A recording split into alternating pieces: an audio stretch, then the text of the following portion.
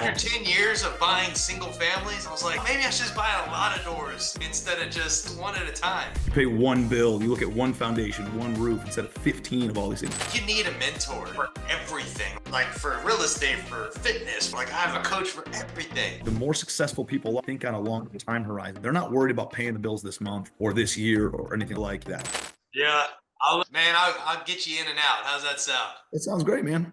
Hell yeah. Well, thanks for jumping on. It's nice meeting you. Yeah, man. Likewise. I appreciate the invite. So Yeah. Tell me what you guys have going on, and I'd love to share value any way that I can. Awesome. So I hate grilling people without telling them what I do if we haven't met before. Me and you haven't met. So yeah. Travis Wells, host of Property Profits, started out in single family section 8, got into multis, but mostly mobile home parks, have a wholesaling company, do a bunch of stuff with that now. And so what do you do? Who are you? All that stuff, which I know, but other people might not. Cool, man. That's awesome. That's good. Where's most of your property located? Texas, mostly. All over Texas. Oh, cool. Yeah, dude. I got in the mobile home park space and I love it. I figured out. It's awesome. After 10 years of buying single families, I was like, maybe I should just buy a lot of doors instead of just one at a time. It's a total game changer. Like the first apartment building I ever bought, it's just like you have this epiphany of this is efficiency, right? Instead of going to 15 different houses, you go to one apartment complex and you pay one bill. You look at one foundation, one roof instead of 15 of all these things. It's just, I have this like deep sense of I hate waste and I hate inefficiencies. And as soon as I bought an apartment building, I was like, this is where I'm meant to be. And mobile home parks are like exactly that. It's the same thing. It's just wide instead of tall. And you got future development opportunities. So, dude, I love mobile home parks. I've never done one. That's the only asset class I've never done. But some of my best friends do it, and they absolutely swear by it. So that's awesome. You know what I like is I've rehabbed a lot of houses, and when you rehab a mobile home, you're like, damn, this is cheap. Mm-hmm. If you have a lot of just turnaround is quick, and you can have some handymen do that instead of like the high end contractors. I love it, dude. I freaking love it. That's great, man. Good. Yeah. How'd you get into the? And first off, just for people that don't know, who are you and what the heck do you do? Yeah, man. Yeah. I started out similar, right? Like I was going through college, 03 to 07, and the market was going gangbusters. And so when everybody's making money in real estate, I had met some people who were making money in real estate. And I was like, these guys aren't that smart. And if they're making money, I could probably get rich doing this stuff. And so I decided that I wanted to get involved in real estate. And I think a lot of people get involved in real estate by thinking they need a real estate license. And so I went and got a real estate license after college. I moved out to New York City. I'm from Ohio originally. Move out to New York, get a real estate license. And I broker, for some reason, I parked it with a commercial firm instead of a residential firm. So instead of shopping buyers and sellers of houses, I was with business owners who were either looking to expand or some building owner who owns a retail space or an office space. And dude, I was signing, there were 10-year leases or 12-year lease terms with another 10-year options on it. And these escalations that went up every single year. And dude, I saw millions of dollars of residual income, like on paper, of what these landlords were going to make over the course of the life of their ownership. And I was like, I'm on the wrong side of the coin, dude. I need to be owning real estate instead of brokering it. And so it was 08 then. And I moved down to Charleston, South Carolina, just wanted some better lifestyle. Moved down here and I'm like, I'm going to be an investor. And then Lehman Brothers go out of business. The great financial collapse occurs and everybody's like, run from real estate. I was like, damn, I just showed up to the party and everybody's sprinting out the back door. But dude, it was like deals everywhere. There were opportunities. I was like, you can't lose I found the cheapest house on the MLS. It was 25 grand. I made an offer. I got it for $14,000, put it on my credit card, fix it up personally, sold it. And I made, I don't know, about $13,000 on it. It's the most money I ever made to that point in my life from a single transaction. And I was like, dude, everybody's saying run from real estate. I just made the most money I ever made. Let me see if I can do more of this. And I bought a single family I started buying single family rentals. I bought a package of 5 houses. And then all of a sudden, like these efficiencies started stepping in. And I got an 8-unit apartment building in 2012. And I was like, this is where I really want to be. And so I bought another 8-unit, I bought a 12-unit, I bought a 14-unit. And dude, these are like C-class, D-class kind of properties. C-class properties, but they were beat up, man. They were like, and I'm at that time I moved back to Cleveland, Ohio, because I got engaged to my now my wife, who was also from Cleveland. And in Cleveland, dude, in 2012, 2013, you could buy limitless properties, multifamily properties for $10,000 to $20,000 per unit. And you're like, but there was no money, right? Everybody's, oh my gosh, why didn't you buy everything? Or if I would have known, dude, because nobody was lending. There wasn't any not for a 25-year-old kid who'd never done big deals before and didn't know what the hell I was doing. So I had to figure out raising private money. That then was like this trajectory of now I know how to fund these things because I don't have to go to a bank and be underwritten and get a rectal exam every single time I want to borrow money. I can just call somebody up, pay a 10% return because I'm getting a 25 to 30% cap rate on these deals, like return on investment. And it doesn't matter, right? I think a lot of people today get caught up on these interest rates. And the reality is, if the deal makes sense, who gives a shit what the interest rate is? Like that's you're marrying the property. You're only dating the interest rate. You can always change the interest rate later, but if you get a good property, who cares what the interest rate is? You can always refinance. Yeah, So, and I hear people talking crap about that right now too. They're like, "Oh, let me hear from all you people that are dating the interest rate or whatever." Just to what you said is they're not looking at the big picture. Like you said, raise money. And what was the light bulb? Did you run into an investor that was like, "Hey, why don't you just raise money?" And you started asking friends or family, or how'd you start doing that? yeah, I think there's a couple of points of delineation where the path diverges in life, right? And you don't know it when you're in the middle of it, but once you look back, there were a few things, and one was buying an apartment building, right? One was like getting involved in real estate. Another was doing my first deal. Another one was getting my first apartment building and seeing the scale. Soon thereafter, in 2015, I joined my first mastermind, and I went to an event with 15 entrepreneurs sitting around a table talking about all the problems that they face all the time. And I was like, oh my God, I'm not alone. I felt like I was always on an island by myself battling these issues without anybody to talk to. And I got invited out to this round table of entrepreneurs. And dude, like a couple of key, just simple things, pivots that I already knew, but I needed the help, confidence of somebody to breathe that into me. I implemented those things. And everything changed, dude. And all of a sudden I started hitting these new levels. And every time I hit a new level, there was another problem though. But we'd have a quarterly meetup. And then I'd go and plug into that event and I'd tell them about my problem. And somebody would help me with either being a resource or here's what I did that worked. Here's what I did that didn't work. And by doing that, dude, I just was able to punch through all these glass ceilings. And you fast forward to today, I bought over 6,000 rentals. I currently hold about 3,000 of those, and I have a coaching business out of it now. It's turned into a software, a property management software. It's all AI based. That is a 9 or maybe even 10-figure play for me, and all the sorts of opportunity, all because I just stayed focused, right, and stayed in my lane and just kept on course correcting over and over again every quarter for a decade. It's been now 10 years since I joined my first mastermind event. And you course correct every 90 days for 10 years, dude. And you have these connections that are unbelievable. And that's what helped me get into raising private money. To answer your question, it was connections in there that people are like, dude, just raise private money. Don't go to the bank. Don't worry about all that other stuff. And that has been like, that was really one of the major things. And so I'm a big proponent of coaching, of mentors, of mastermind groups. There's good ones, there's bad ones. Here's the thing, you learn from both of them, right? You learn what you don't want to do, you learn what you do want to do, you learn how you don't want to act in a certain situation, you learn how you do want to act.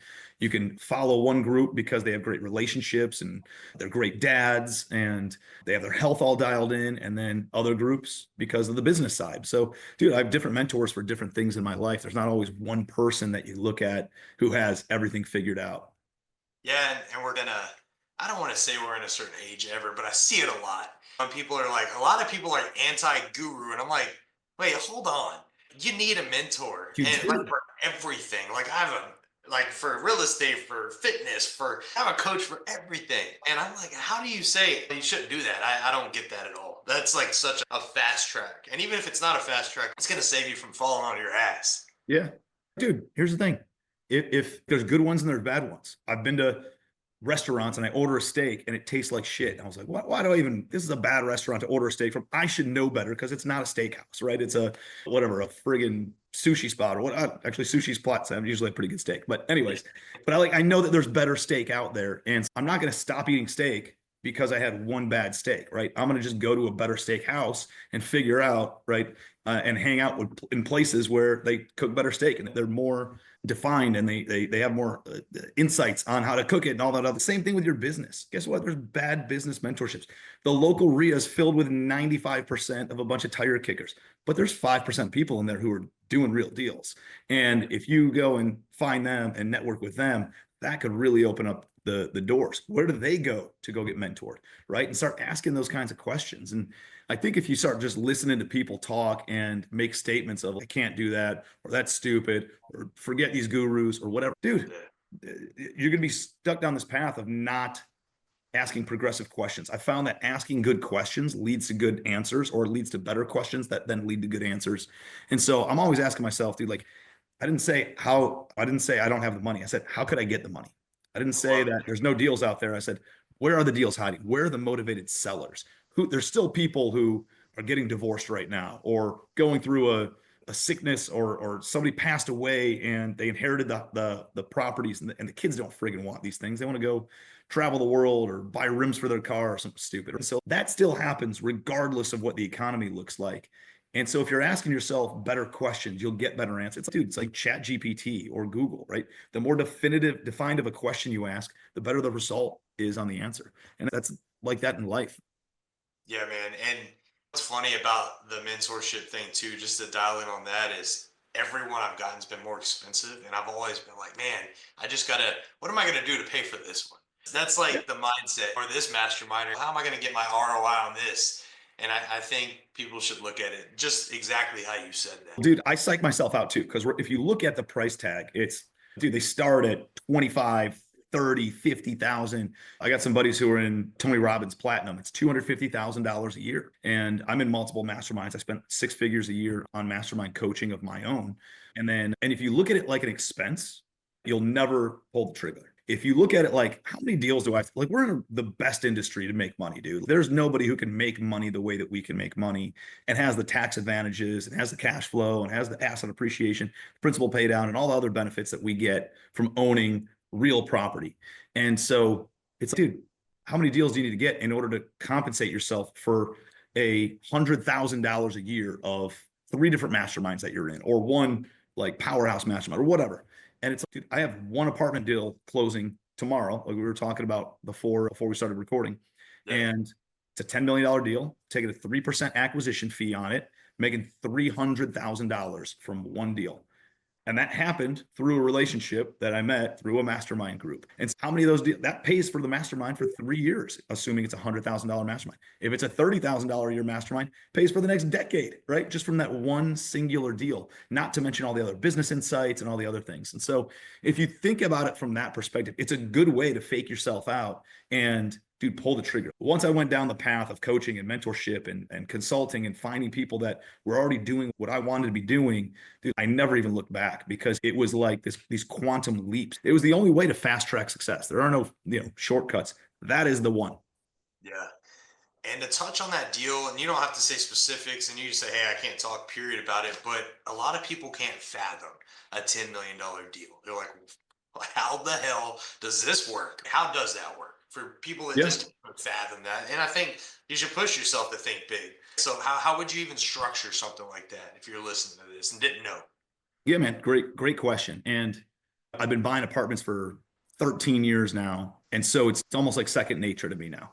And you've worked out that muscle, right? Like you obviously go to the gym, you work out. It's not hard for you to put up 225 pounds on the bench press, but you probably didn't do that the first time you went out, right? You probably started with 150 and you worked up incrementally 10 pounds every couple of weeks or whatever, every month, until you got up to 250 pounds on the bench. And same thing with all the other different muscle groups, right? Like same thing with buying properties.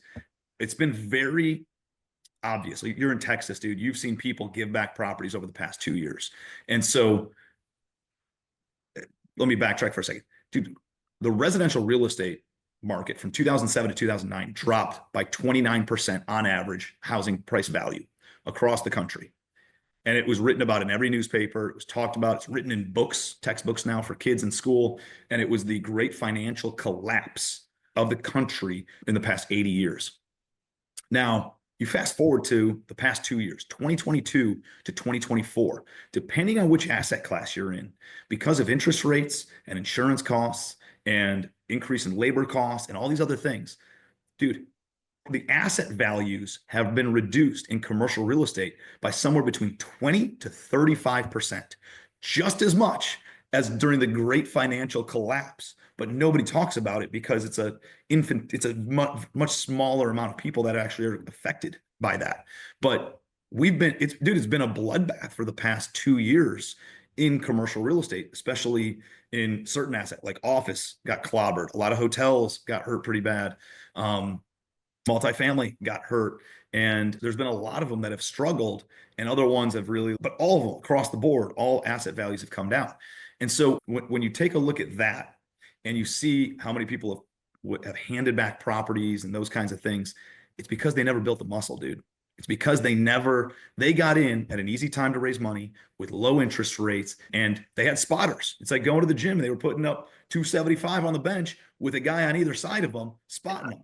And what happened was the guys on either side, the spotters went away and they had to bench it themselves and they couldn't do it. And so a lot of these properties went away and they went back to the banks or they got auctioned off to people who did build the muscle. And so I think one thing that I would say is it sounds cool to take down a $10 million building. I didn't start there. I've been in real estate for 15 years and over 15 years as an investor now, and 20 years in the trades and brokering and all that other stuff. And so it didn't start there. It looks like it's easy today because I built the muscle up and I've been doing it as clockwork for the past 15, 20 years. So I would say that first. But it is as simple as, dude, you just add extra zeros, right? Like you've heard that before, that you add extra zeros. And so I'll break it down. I'm completely transparent on my deals. This came from a referral of somebody in a mastermind group, and they invested in a deal, and the operating partner was either stealing money or neglecting the property or something was going on. And then the kid moved to Europe, and they're like, this person's got some eyeballs on, like my buddy is pretty well known and couldn't have the dirt on his reputation of having this happen in one of his deals. And so he's like, dude, will you come in and take this thing over? And so the way that we structured it was I came in, I assumed the existing financing of $6 million.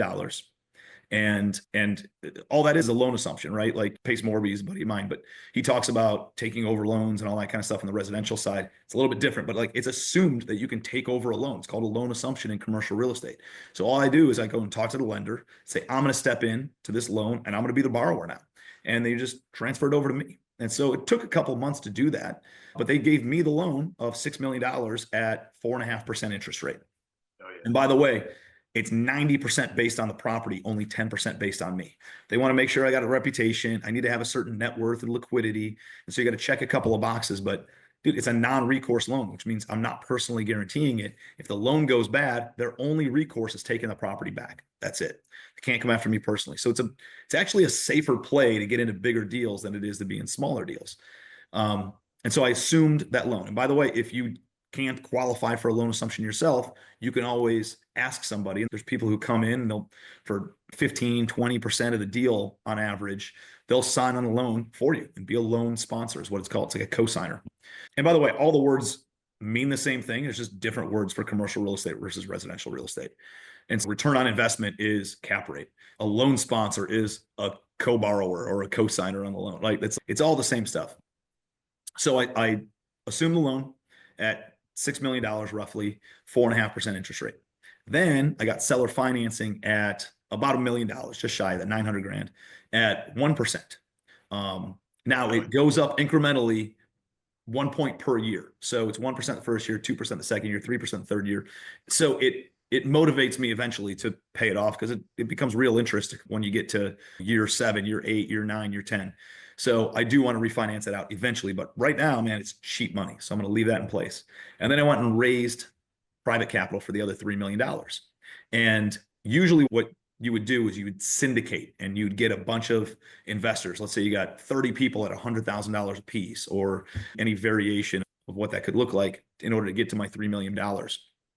And I started raising some money on it. And then I had one investor that raised their hand and said, hey, dude, I need to deploy some money. Let me just take the whole thing. And that does not happen very often.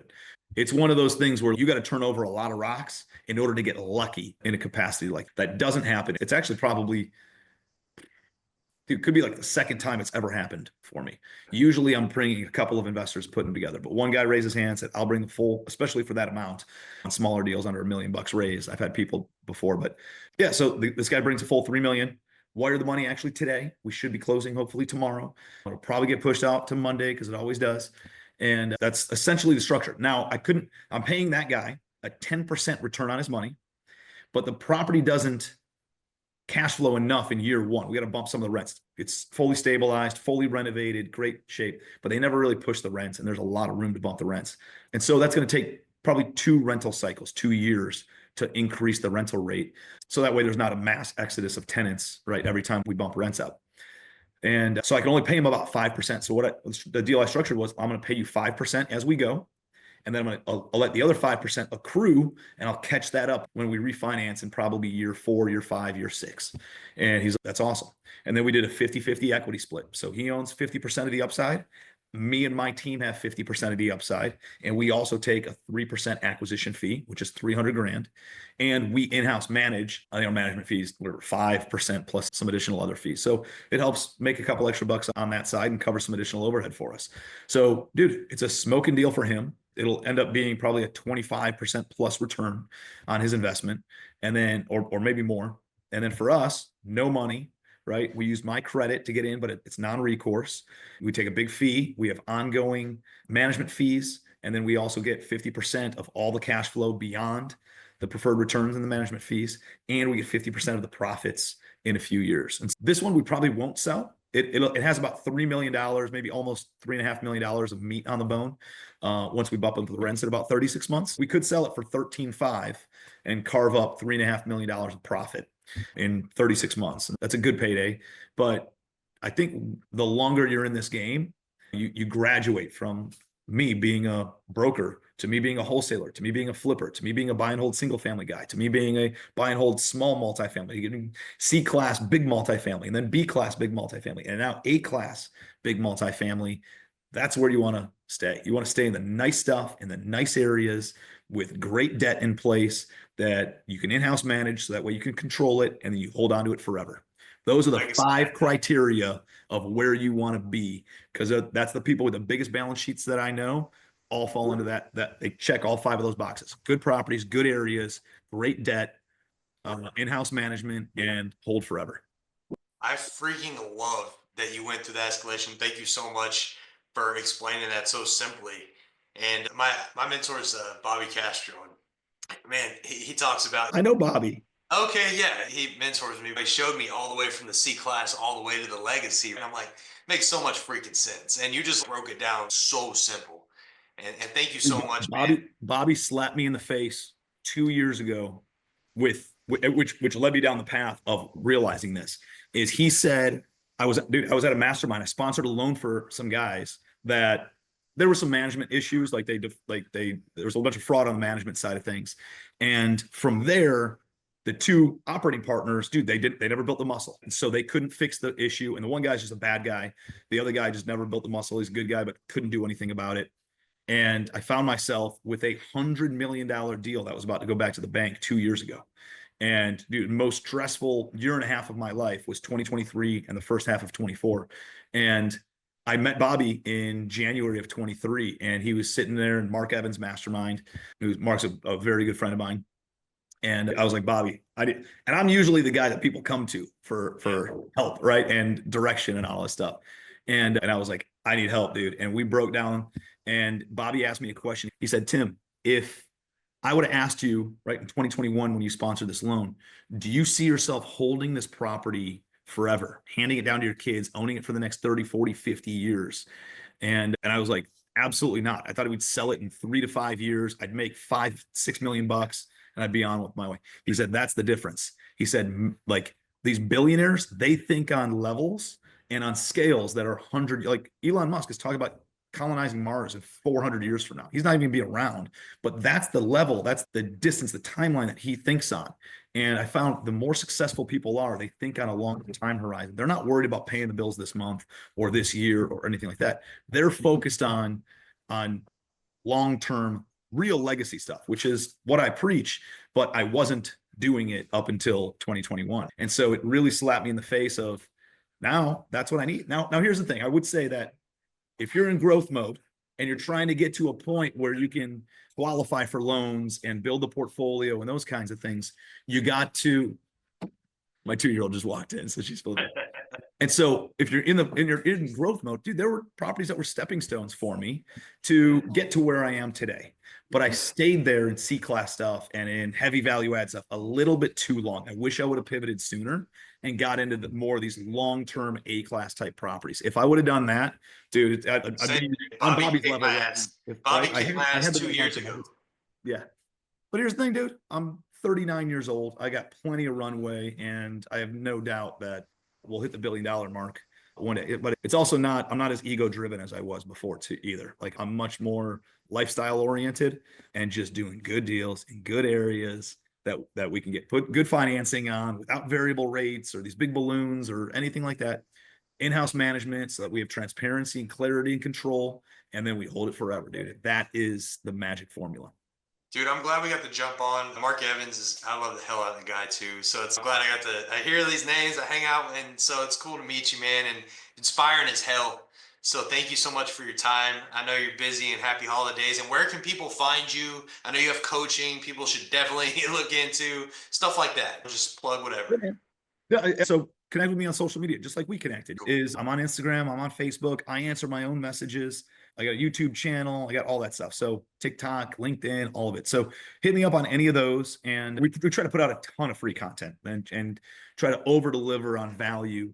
And then when the time is right, the student appears thing. And so if you're looking for a mentor, if you're looking for somebody who can help you scale your portfolio, like we've done it in every asset class other than mobile homes, but I have a bunch of mobile home guys in my mastermind and all sorts of stuff. So it's you get to a point and then it's rinse and repeat, and then just you get into the nicest stuff and you just hold it forever, right? And that's now our place. Yeah, and we got different levels of stuff for anybody regardless of where they are. So just ping me, and that's not why I'm here though, right? I want to try to give as much value as I can because dude, real estate has changed everything for me. It's given me an unbelievable lifestyle and created this line in the sand of what we've been able to do for my family name and what my kids are gonna be able to do and all this other stuff. And so it's like really impactful for me. And I just try to I want people to know what's available. I want people to know that they can do it. And if a blue collar kid who had a dad who was a cop and a mom that was a teacher can do this, like literally anybody can, from Cleveland, Ohio, by the way.